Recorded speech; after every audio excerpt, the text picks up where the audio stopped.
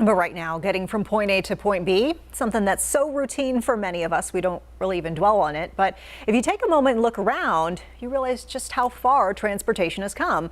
Our Larry Sprinkle walks us through years of commuting, from locomotives to bicycles and everything in between.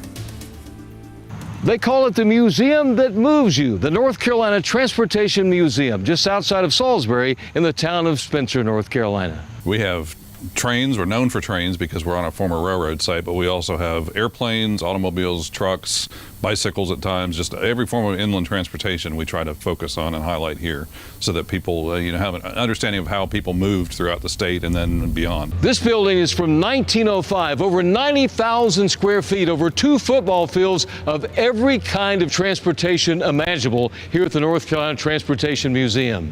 Trucks, you love trucks, they've got all kinds of trucks. In fact, some of the major trucking companies were headquartered right here in the Carolinas. For example, Carolina, Central Motor Lines out of Charlotte, and still around is Old Dominion Freight Line. When you talk about transportation, you can't forget about this. The old-fashioned farm wagon. Marcus Neubacher is the Director of Administration of the North Carolina Transportation Museum. All kinds of transportation, including this classic DC-3 right here. The DC-3 started Piedmont Airlines. It was the first airplane used by Piedmont for their flights. This was actually built as a military C-47 and then went into airline service. Kids of all ages love fire trucks like this 1917 hook and ladder, and back in those days, you had to hand crank the siren to let people know you're coming. This building is the largest remaining roundhouse in North America, and it's 37 stalls.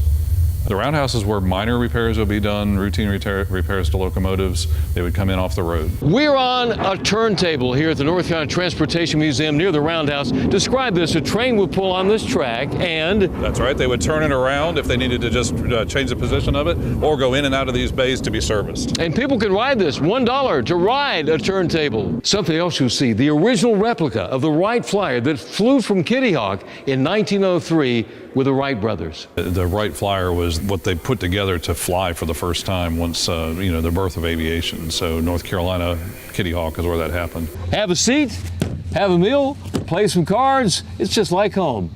Speaking of just like home, I think I'm gonna get up here and take a nap. And while I'm doing that, I'm not going to show you this part. Larry Sprinkle, back to you. Let's see, how do you get up?